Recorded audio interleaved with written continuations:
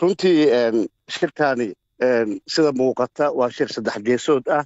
nuxurka shirkan waxa uu ku saabsan yahay ama uu ku salaysan yahay iskaashi military ee saddexdaas wadani ay samaysanayaan ayagoo markaas yacni ugu gon leh in lagu cadaadiyo ama looga soo horjeesto dowladda Ethiopia iyadoo saddexda wadanba labada wadan ee Soomaaliya iyo Eritrea oo baqdin ka qaba Ethiopia balse tan Masar waa tidii disantaho Masar waxa ay la dabaaqaysaa Ethiopia biyo-xireenka Ethiopia laga sameeyey oo markii shanaad iyadoo aan Masar la ogeysiinin la buuxiyey.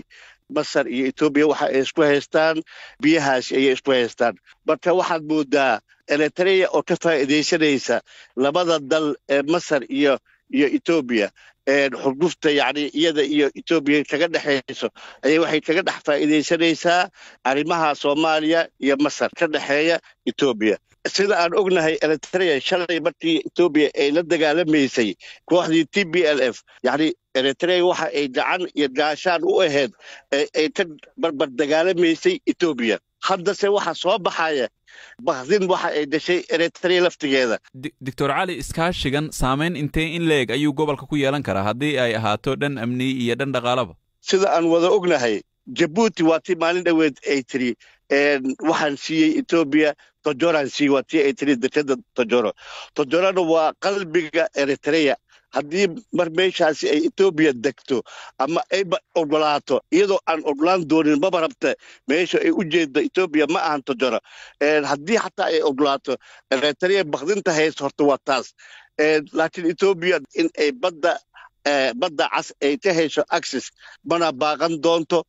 gobolkan waxa uu galayaa yacni arrin aad iyo aad khatartiisa u leh sababtoo ah weliba yacni tan ugu dhibka badan waxay noqonaysaa hadda waxaan aragnaa Djibouti iyo Soomaaliya waa laba dal oo yacni walaalo ah ayay shalay ahaayeen laakiin maanta waxaa noo muuqata Djibouti iyo Soomaaliya inay kala irdhoobeen oo ay kala tageen sababtoo ah Eritrea Djibouti waxa ay ka haysataa dhul ayay ka haysataa. madaxweyne xasan sheekh maanta yacni waxa uu alliance la noqday oo yacni isbahaysi oo la samaysanaya ninka la dhaho Afwerki. hadda Djibouti iyo Soomaaliya horta saasay isku baxsalaameeyeen. kula horena waan ogeen xilligii farmaajo u joogayna saasay ahayd. tan hadda ka sii daran waxa ay tahay waaba iskaashi dhinaca amniga iyo difaaca ayuu waxay la samaysanaysaa Soomaaliya Eritrea. marka waxa way Djibouti iyo Soomaaliya horta saasay ku kala tageen.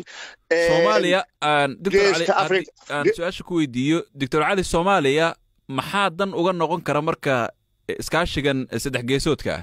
wallahi Soomaaliya wax dan oo buuqdo oo maanta la dhihi karo dan dhaqaale ama dan amni midna yacni nooma muuqato sababtoo ah Ethiopia waxay dhex joogtaa caloosha Soomaaliya xuduudda dheer oo dhan iyada fadhiso maamul goboleedyada qaarkood yacni waxa ay yacni heshiis la yihiin Ethiopia. Soomaaliya yacni siyaasadda dibadda weliba tan yacni wadamada dariska ah aad iyo aad ay ugu fashilantay sababtoo ah xilligan xilli yacni isbahaysi lala galo Eritrea iyo Masar ma ahan sababtoo ah labada dowladoodba Ethiopia waxa ka wada dhaxaysa colaad. weliba tan Masar waxay soo dedejinaysaa in Soomaaliya ay noqoto stadium lagu wada cayaaro inay noqoto goobtii lagu dagaalamay in ay noqoto wadanka Soomaaliya inuu noqdo ayaa halis ah sababtoo ah Masar iyo Ethiopia meel ay iska gaaraan male laakiin waxay noqonaysaa Masar iyo Ethiopia meesha ay ku hardamaan ay ku hardami doonaan wadanka Soomaaliya ayay noqonaysaa gudihiisa. cabsi baa noo muuqata geeska Afrika wuxuu galay waxa furmay albaab dagaal inuu furmaan ka baqaynaa waana noo muuqataa